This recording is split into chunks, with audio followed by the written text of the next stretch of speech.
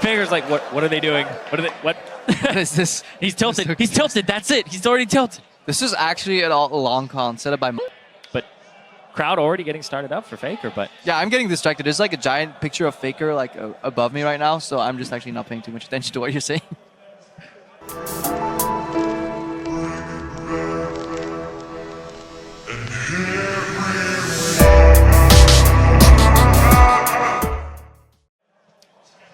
Hurts. It does. It does. I mean, Faker and Mata. We'll talk about Mata, 2014 World's MVP. Faker, 2016 World's MVP.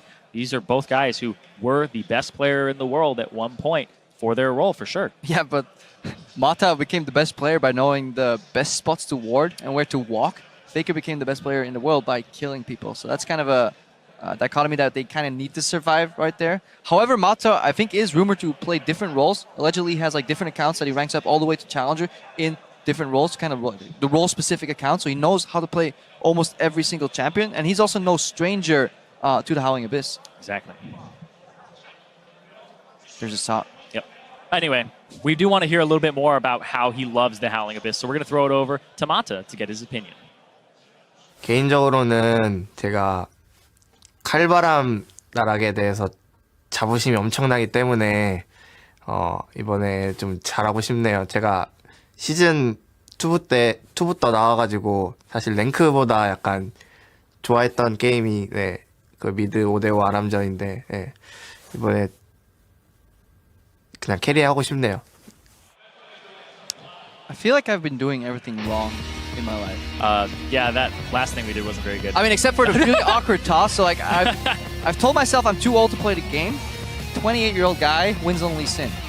I focus so much on rank, calling like ARAM a waste of time. And the best support in the world says ever since season 2, he's kind of just playing ARAMs all the time. He likes him more than rank. So maybe that's the approach. Oh, yeah! Let's go! Oh, they actually did. They locked it.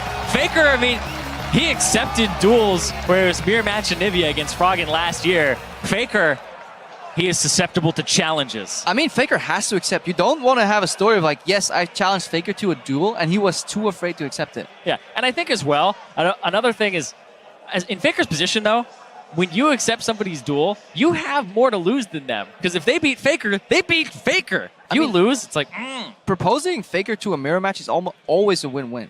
Yeah. If he denies, you actually have a story where you won a little bit, and if not, it's still on your terms. Like, it's the best shot you have to win. Exactly. And if you lose against Faker, nobody's going to hold that against you, right? And that's actually a big problem with being the #1, is you have nobody to really chase anymore. And Faker, though, up against Mata, this is really interesting, because why would it be Yasuo? Mata, it's like, Mata Yasuo. It's the ultimate skill champion, though, in Korea. It's regarded as I mean, it's a champion nobody wants on his team because he goes 2 and 10. He's going for it. That's actually a very common Korean page. I'll look at a lot of Peanuts pages. They'll have them. And you're like, wait, you might crit the jungle creep. What? That's actually happened to me once. Actually, it happened in the OGN finals. Is that why you lost? We lost for many more reasons than that, but that was actually 1% crit. Let's hold it. That's the story I'm going to tell. I stole a red buff because my jungler crit right before the last auto attack. That's what happened on a live game, and then we tilted a tiny bit. So who'd you give the red buff over to? I was Soraka. Like, he had red buff Soraka. And like, anyways, doesn't really matter. Okay. Old story. Faker versus Mata. Faker is not running the 1% crit, so RNG gods have to be with Mata for once. So this is the matchup that I will usually play on the 1v1 map. I'll just play Yasuo every time that I can, because otherwise I can only feed 1 kill. You can't go to 0-8.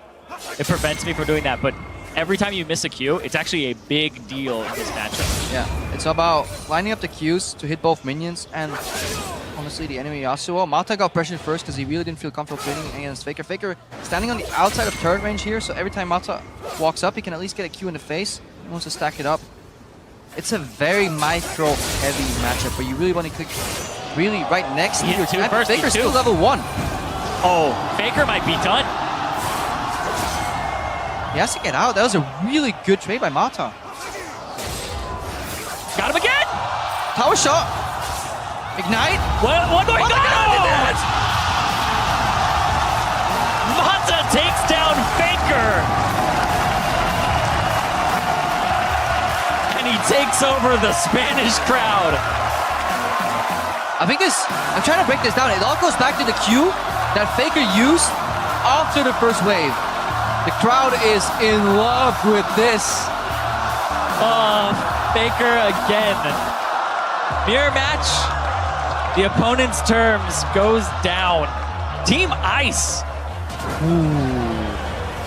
I mean, yeah, Faker used the Q when he turned around into the thin air, and Mata just rushed for that first minion, got level 2, and then went so aggressive on Faker that Faker never got access to that dying creep. Borderline level 2 right there. Obviously, it's the 7th creep that levels you up, so the first mega minion of the second wave.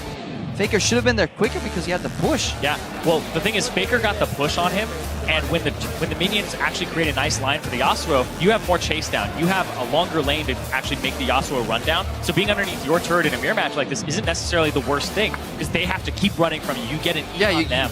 Mata did it really well. He walked alongside his creeper zone, but even then, the waves are still going to meet in the middle. So in essence, it wouldn't matter. It was just the decision making. I think Mata had his Q up sooner, which allowed him to take down that creep much faster. I want to see it again. I want to see it in almost like long form. Because this is the end, and we obviously know how we got here. It actually takes quite some stones to go in here as well, taking a turn shot voluntarily, but then dancing out. Even didn't have the ignite as well. The focus there, the half joy. You can see he landed. That's where it's like he landed the knockup. Faker's like, I always hated 1v1s anyways. Oh. Team Ice, though, coming up big today so far. I mean, Yankees is hoping. Reckless Karsa. If Mata can beat Faker, anything is possible. Anything is possible. 28-year-old wins today. Mata gets taken a victory over Faker. That's insane. Jankos is not going to be Prey. Or is he? Well, we don't know yet, but I'm actually really keen for that matchup right now because looking at the upsets that we've had. So for that reason, let's go back to Dash. He's on stage introducing our final matchup.